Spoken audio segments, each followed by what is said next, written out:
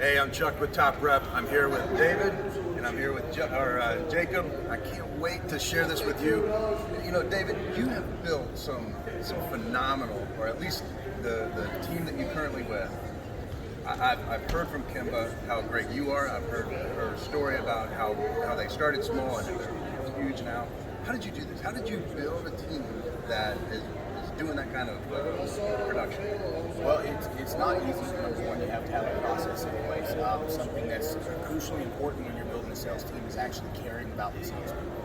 When you can, just like we do with our homeowners at the door, we try to align our goals with theirs, and that way it's a favorable outcome for everybody. They get the roof right, we get the commission check. Right. When you can align your goals with the goals of your salespeople, your goals become theirs, and so their success is ultimately yours. You become successful as a byproduct of the work that you put in place for them, right? And so it's not, you're no longer managing your success based on sales, but on the value that you provide to another human being, and that's just that's a phenomenal place. I gotta hear this, because being a sales manager myself, you've got to have a good story. You got to have a story where you took some guy or a gal that wasn't making a whole lot, and you completely changed their life. What is that story? First, it was myself. And so that's the biggest thing that I can kind of tell somebody is my own story. Starting out in this, I remember the day before I decided to go knock my first door. I was sitting on the floor of a house that was 32 years old. I had just paid the last bill that I could afford to pay. My daughters were fed and in bed. I was sitting on the floor eating a can of peas and carrots for dinner because that's what I could afford. I had about $200 in the bank account, and I was talking to a good friend of mine who owned a roofing company in Houston, and he was like, you can make what you just made working 21 hours straight, building a deck with your hand. You can make that in a day, selling roofs and knocking on doors. You have to trust me. It's like, you can do this. And so the next day I took half my money, I paid my cell phone bill so people could call me back, and I put the other half in my gas tank, and I went and knocked on doors. 3 hours later I filed my first claim, and I was like, I can do this again. Like, I can keep doing this. I don't know that the money's coming right now, but I trust me. Let me just keep knocking on doors and get involved in this process, and everything else will fall in place. I ended up selling just a little over $1 million in my first calendar year. In 9 months, I had generated $140,000 in commissions that I had earned in 9 months. So I changed my life, my daughter's life, and every day that I have an opportunity to speak to new salespeople, I have an opportunity to mentor and coach them and try to change 21 people's lives. So it's for me, it's all. It's fantastic. Jacob, what is your story? How have you grown in the industry? Actually, it's kind of funny how it started for me. I'm telling you, I've been knocking doors, and most people laugh when I say this, but since I was 8 years old. And I'll tell you the story behind that. So my dad was a cable salesman, and they gave him a cell phone from the company, and he gave me his personal phone and put it in my pocket, and he would make me walk down the street, and if I interested someone at 8 years old, I would call him up like, hey Dad, they're interested, and he would come over and come out and close the deals. So I've been telling people I've been doing door knocking since, I was itty bitty, because my dad's like, why not double out my sales and not pay someone to do it? It's my son, I'll make him do whatever I tell him to do. And so I had a Jewish father, okay, so I can say the joke, it's okay. And so this is just the facts. And so he had ingrained into my head that the importance of work and hard work. And so all I knew my entire life was door-to-door sales. I literally went from knocking doors and putting out pamphlets for cable packages and internet packages to becoming, there's a company called Xfinity Comcast. Became their #1 home security salesman in the country for them. And then I got into home energy sales. From home energy sales, I kept getting offered, hey, get into roofing. I was still a roofing company owner, a home energy evaluation on their home. Like, hey, why don't you try roofing out? And then, 3 years ago, here I am today. I've been roofing for a little bit. I love it. I'm actually with my second roofing company that I've worked with since we've been doing this for a couple of years. And it's been beautiful. And the one thing they told me when I first came in is, Jacob, the only thing you're going to say is, why didn't I do this sooner? And I can't tell you how true that is. I really wish I had. And one of the things I've learned about this industry that I love the most is it's more than just how easy it is to actually work in this industry, but the people that you meet going to events like this, and not only that, it's just the freedoms. The freedoms that you get is unheard of compared to anything else. But the biggest passion I've learned in this is training sales teams to go out there and pound doors, and that's been the most exciting thing for me, is teaching guys to go out and see them go from like not having much in their life to being able to have the freedom to do what they want to do. I'll never forget like going out to one of my sales guys in his car, and he got his first commission check, and he got 2 roofs in one check because it was travelers and they paid out super quick. So he went ahead and got his collections up front, and he's sitting there with $4,000 cash and one in 2 weeks' time in his hand. And he's like, bro, I don't know what to do. I'm like, dude, I was so pumped for him. They had a baby on the way, and that's cool to see that happen. Seeing that, and seeing their family start off, seeing them take a chance and jump out there, and seeing that come through to them is pretty incredible. Guys, I've been on hundreds of stages across 3 countries. I've literally had thousands of clients, and it all started with this industry. Not only growing a company, just like you're doing right now, growing a company to massive heights, and showing people that you can do it, as well as the stuff that you're doing right now. Inside of, for me, it was Best of Success. That's where I got my start with Jill. She put me on stage and it exploded. I've never looked back, and I can't wait to see what you guys do.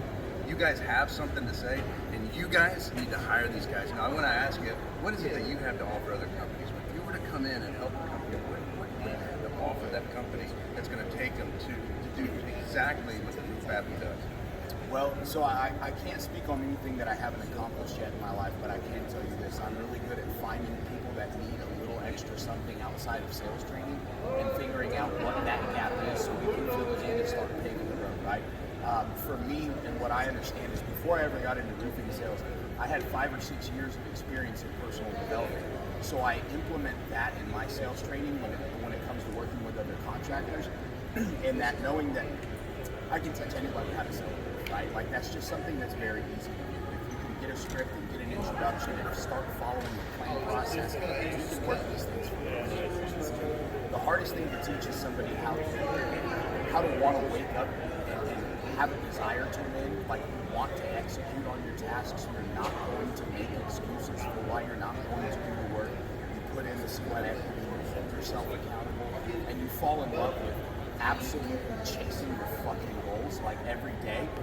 That is a hard thing to teach people. So what I do is I try my best to instill those principles and that mindset before I ever start investing a bunch of time in teaching you sales, because you're going to be exponentially more successful if you actually are humble, as opposed to just, well, this is a good job, and like we might make some money doing this.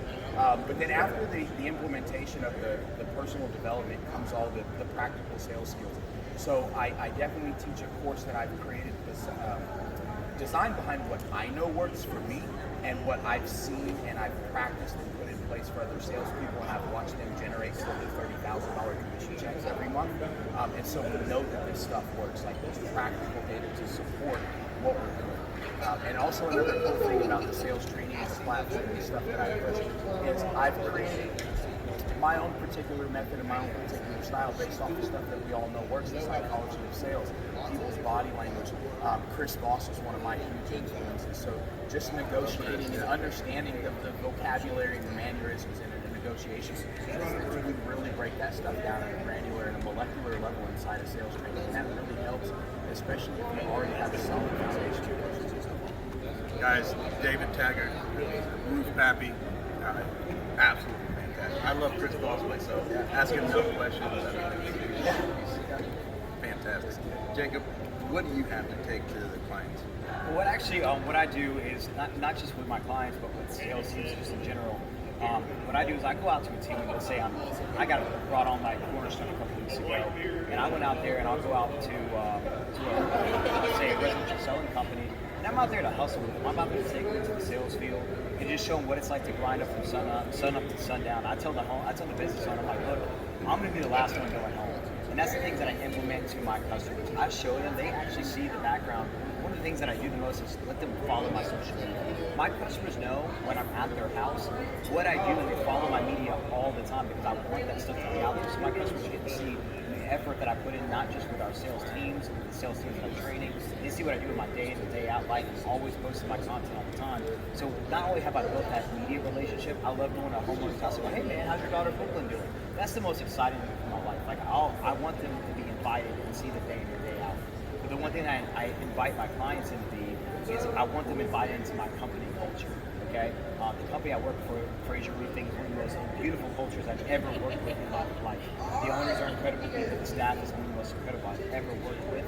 The one thing is that they know that they've been there for 16 years. They're established. They've been there for a long time. They know their home base, and they know their ethics and the principles of the company.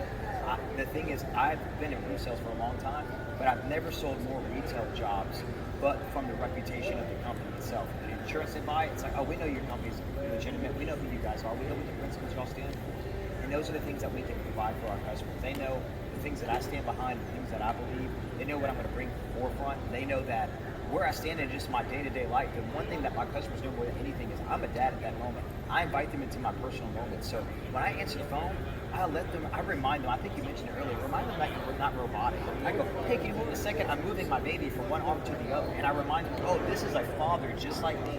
This is a parent just like me. Hey, 1 second, I'm trying to fold the laundry for my wife so she doesn't kill me. Like, these are the kind of conversations I'm having with my homeowners so they can see the day in, day out. I'll be at your house in about 25 minutes. I'll get finished wrapping things up, get the car seat right in the car. These are the conversations so they know, hey, look, this is someone who's going to work hard for me.